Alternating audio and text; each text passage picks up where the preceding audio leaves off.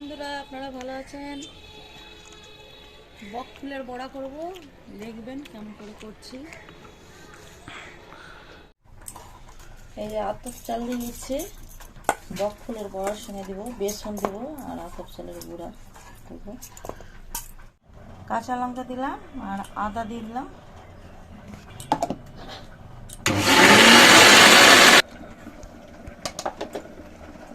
বেসন আছে আর এটা গুঁড়াটা দিয়ে দিলাম।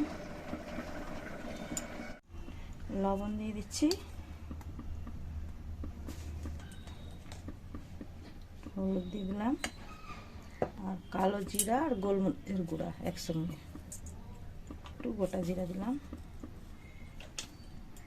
ভালো করে নাড়িয়ে নেব।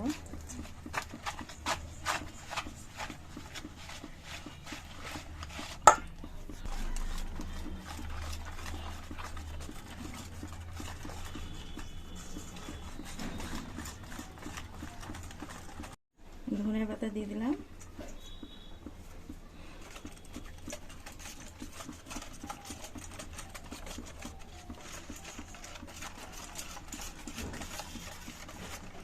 আগে থেকে তেল গরম করে রেখেছিলাম, দিয়ে দিলাম বড়া।